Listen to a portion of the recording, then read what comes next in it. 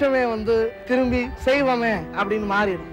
எந்த ஒரு நபருடைய வெற்றி எடுத்துக்கிட்டாலும் குடும்பத்தினுடைய ஆதரவு ரொம்ப முக்கியம். இப்போ நீங்கள் எடுத்துக்கிட்டிங்கன்னா எத்தனையோ குடும்பங்கள், எத்தனையோ இளைஞர்கள் குடும்ப சூழ்நிலை சரியாக அமையாத காரணத்தினால் சீர்குலைந்து போயிருக்கிறாங்க.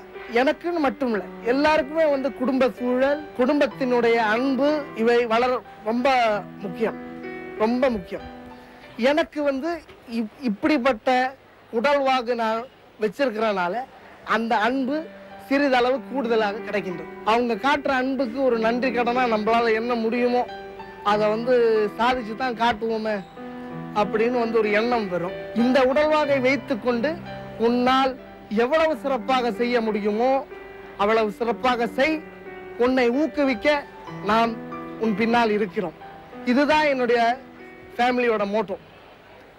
அந்த மாதிரி ஒரு மோட்டோ இருக்கிறனால தான் எனக்கு வந்து இன்னும் வாழ்க்கையில முன்னேறணும், ஒரு சாதனை செய்யணும். அடுத்தவங்களுக்கு இது நாள் வரைக்கும் நான் யாருக்காவது முன்னுதாரணமா இருந்திருக்கனான்னு எனக்கு தெரியாது. இருந்திருந்தா ரொம்ப சந்தோஷம். அப்படி இல்லைன்னு சொன்னா இனிமேலாவது என்ன மாதிரியே உடல் பிரச்சனை உள்ளவங்க வந்து முன்னேறதுக்கு நான் ஒரு முன்மாதிரியா விளங்கணும்னு ரொம்ப ஆசைப்படுறேன். முன்மாதிரியா இருக்கணும்னு சொல்றாரு. தனக்கு இருக்கிற குறைபாடுகளை பத்தி கூட கவலைப்படாம எப்படி இவரால இப்படி எல்லாம் சிந்திக்க முடியுது? எதை எடுத்துக்கொண்டாலுமே வந்து முடியும், செய்வேன் அப்படிங்கிற ஒரு பாசிட்டிவ் மைண்ட் செட் எனக்கு முதல்ல வந்து இருந்தது. அது வந்து எனக்கு வந்து ஒரு ரொம்ப பெரிய ஸ்ட்ரெங்க். அந்த பாசிட்டிவ் மைண்ட் செட் இருந்தாதான் யாருக்குமே வந்து எதை வேணாலும் சாதிக்கக்கூடிய ஒரு ஊக்கம் வரும். தனக்குத்தானே ஊக்கம் வந்தாதான் சாதிக்கணும்னு தோணும். இப்ப அடுத்தவங்க வந்து உங்கள்கிட்ட வந்து நீ இதை செய்யணும், நீ இதை செய்யணும், இப்படி செஞ்சாதான் சரியா வரும், நீ இந்த கோர்ஸ் எடுத்து படிச்சாதான் உனக்கு ஃபியூச்சர் நல்லா இருக்கும் அப்படின்னு அடுத்தவங்க சொல்றத நம்ம எடுத்துக்கலாம். ஆனா நம்மளா வந்து ஆமா இவங்க சொல்றது சரிதான், இப்படி செய்யணும், இந்த மாதிரி நம்ம கிரேட்ஸ் வாங்கணும், டிகிரி வாங்கணும் அப்படின்னு நம்மளும் நினைச்சா the amount of effort that you will put towards working will be doubled.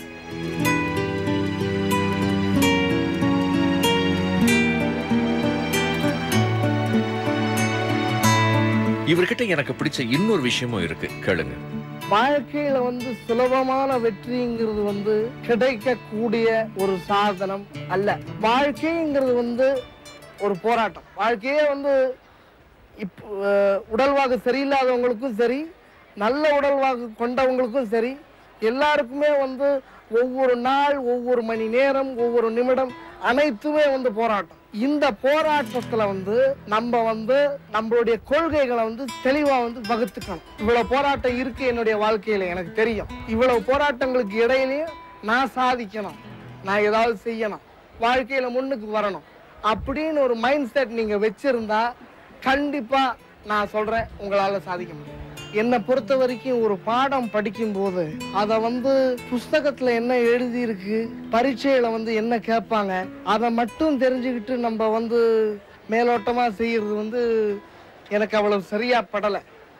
ஒரு பாடம் படிக்கும் போது வந்து அதனுடைய ஆழம் என்ன என்பதை வந்து முழுசா நம்ம வந்து தெரிஞ்சுக்கிட்டு அதுக்கப்புறம் செஞ்சாக்கா நமக்கு வந்து புரிந்து கொள்ளக்கூடிய தன்மை வந்து எளிமையா வரும். உதாரணத்துக்கு என் செகண்டரி ஸ்கூல்ல நிறைய ஃப்ரெண்ட்ஸ் என் கூட படிச்சிருந்தாங்க. அதுல சில பேர்னால வந்து அவ்வளவு நல்லா வந்து செய்ய முடியல, பாடங்கள்லயோ பரீட்சையிலையோ வந்து செய்ய முடியல. அதற்கு காரணம் என்ன அப்படின்னு கேட்டீங்கன்னா அவங்களுடைய கவனம் சிதறுவது மட்டும்தான் காரணம். கவனம் சிதறுவது அப்படின்னு நான் சொல்றது வந்து கல்வியில மட்டும்தான் உங்க கவனம் இருக்கணும், வேற எந்த விதமான பொழுதுபோக்கு நடவடிக்கையிலையும் வந்து நீங்க ஈடுபடக்கூடாது, நேரம் செலவழிக்க கூடாது என்பதை நான் கூறவில்லை.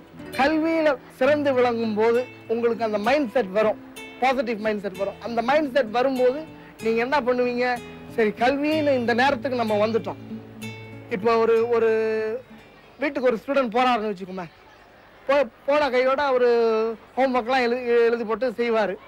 செய்யும்போது ஒரு கால அட்டவணைன்னு சொல்லுவோம், அது ஒன்று வச்சிருப்பாரு கண்டிப்பாக. அதில் வந்து கல்விக்கு இந்த நேரம், விளையாட்டு இந்த நேரம், உணவு இந்த நேரம் அப்படின்னு பாகுபாடு வகுத்து அவரு பிரிச்சு வச்சிருப்பாரு. ஆனா இப்ப உள்ள இளைஞர்கள்ல வந்து நான் என்ன கவனிக்கிறேன்னு சொன்னாக்கா, கல்வி என்று குறிப்பிடப்பட்டுள்ள அந்த நேரத்தில் அவங்களுக்கு வந்து பற்பல இடையூறுகள் நேர்கின்றன. உதாரணத்துக்கு SMS வருது, போன் அடிக்குது, ஃப்ரெண்டு கூப்பிடுறாங்க, வெளியே வாங்க போய் தண்ணி சாப்பிட்டு வரலாம். அவங்களுக்கு வந்து இந்த மாதிரி இன்டரப்ஷன்ஸ் வரும்பொழுது, வேண்டாம் நான் இந்த நேரத்தில் உட்காந்து படிக்கிறேன், உங்களை நான் அப்புறம் பார்க்குறேன் அப்படின்னு சொல்லக்கூடிய அந்த மைண்ட் செட் எல்லாருக்கும் வரணும். அவங்க வந்து தன்னை தானே வலுப்படுத்தி they must force themselves to have such a mindset. Then they will be able to remain focused on studying அந்த குறிப்பிட்ட மணி நேரத்துக்கு மட்டும். அதுக்கப்புறம் உங்க கால அட்டவணை பிரகாரம் அடுத்த 2 மணி நேரம் விளையாட போறீங்களா, போங்க, ரிலாக்ஸ் பண்ணுங்க, விளையாடுங்க, ஃபுட்பால், ஃப்ரெண்ட்ஸ் கூட இன்டராக்ட் பண்ணுங்க, என்ன வேணாலும் பண்ணுங்க. But when you come back to studying again, make sure your mind is focused on only on studying and nothing else.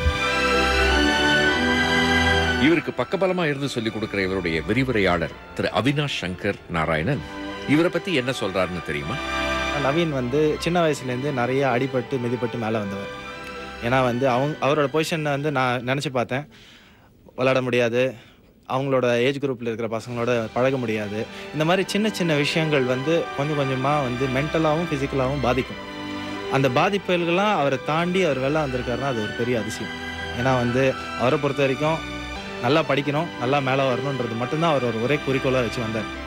எல்லாருக்கும் வந்து அவங்க படிக்கணும், வெளியில் வரணும், இதுதான் வந்து அச்சீவ் பண்ணணும் அப்படின்ற ஒரு ஆம்பிஷன் இருக்கும். ஸோ நவீனை பொறுத்த வரைக்கும் இஸ் அன் எக்ஸலன்ட் ஸ்டூடெண்ட். அவர் வந்து ரொம்ப அழகாக வந்து படிக்கிறாரு. மற்ற பசங்களை விட அவர் வந்து மேலே எக்ஸல் பண்ணணும்னு ஆசைப்படுறாரு. இந்த ஆசைகள்லாம் அவருக்கு நிறைய இருக்குது. ஆனால் ஒரு ஹிண்ட்ரன்ஸ்ன்னு பார்த்தீங்கன்னா சொசைட்டி தான் இதுக்கு காரணம். ஏன்னா நம்ம வந்து அக்செப்ட் பண்ணணும் அப்படின்னு நினச்சி அக்செப்ட் பண்ணோம்னா it is a good thing. படிப்பில் is a king, he can excel. என்னோட ஜாப் என்னன்னாக்கா அவரை மோட்டிவேட் பண்ணி எப்படியாவது அவர் வெளியில் கொண்டு வந்து ஒரு பேச்சுலர்ஸ் இல்லை ஒரு மாஸ்டர்ஸ் முடிச்சிட்டாருன்னா ஒரு நல்ல ஆர்கனைசேஷனில் வேலை பார்க்கணும். இந்த துறை மொழியை நான் என்ன சொல்ல விரும்புகிறேன்னாக்கா அவருக்கு நிறைய ஸ்காலர்ஷிப் கொடுத்து நிறைய ஊக்கம் கொடுக்கணும். அவருக்கு பிரைமரி அவருக்கு வந்து அவங்க அப்பா அம்மாவை தான் வந்து தேங்க் பண்ணணும். ஏன்னா நார்மலாக குழந்தைங்க பிறந்த உடனே இது சரியில்லை அது சரியில்லை அப்படின்னு சொல்லிட்டு குழந்தைங்கள கட் ஆஃப் பண்ண ட்ரை பண்ணுவாங்க. இது வந்து ஒரு நோன் இஷ்யூ. ஆனால் அவங்க வந்து இவ்வளோ தூரம் அவரை சப்போர்ட் பண்ணி நீ படித்தாலும் பரவாயில்ல படிக்கலைனாலும் பரவாயில்ல, நீ வந்து வாழற வரைக்கும் நான் பார்த்துக்கிறேன். ஏன்னா அவங்களால முடிஞ்ச வரைக்கும் அவங்களோட ஹெல்ப்பை சொல்கிறாங்க. இப்படி பண்ணுற போது ஒரு குழந்தைக்கும் எப்படி ஃபோக்கஸ் பண்ணலாம் அப்படின்ற ஒரு மென்டாலிட்டி வரும். இல்லைனா அந்த தாய் மனப்பான்மையில் வந்து என்னால் வந்து பேச முடியல, என்னால் வந்து வெளியில் வர முடியல, என்னை எல்லாரும் வந்து குத்தம் சொல்கிறாங்க, நான் ஏன் வந்து உயிரோடு இருக்கணும், ஏன் வாழணும், இந்த கேள்விகள்லாம் வந்து நம்ம தூக்கி எரிஞ்சிட்டோம்னாக்க நம்ம we can make them into somebody better. இதுதான் வந்து primary role for a teacher. That's what I felt. I learned this from Naveen. ஏன்னா அவர் வந்து ஒரு இன்ஸ்பிரேஷன் எனக்கு.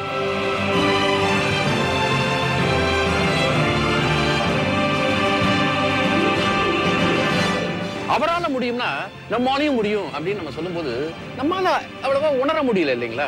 இப்ப நான் கொஞ்சம் மாத்தி சொல்றேங்க.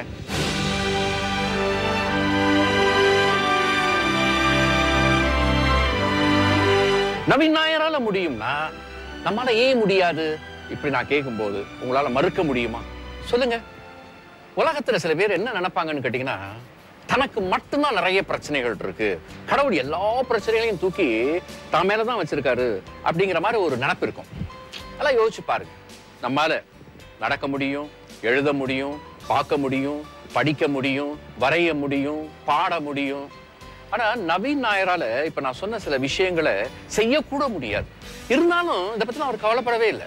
தன்னுடைய குறைபாடுகள் எல்லாம் தூக்கி ஒரு பக்கம் வச்சுட்டு தன்னுடைய பலத்தை மட்டுமே நம்பி தன்னம்பிக்கையோட அவர் முன்னேறிட்டு இருக்காரு. கை தட்டுங்க, வாங்க அவரை பாராட்டுவோம்.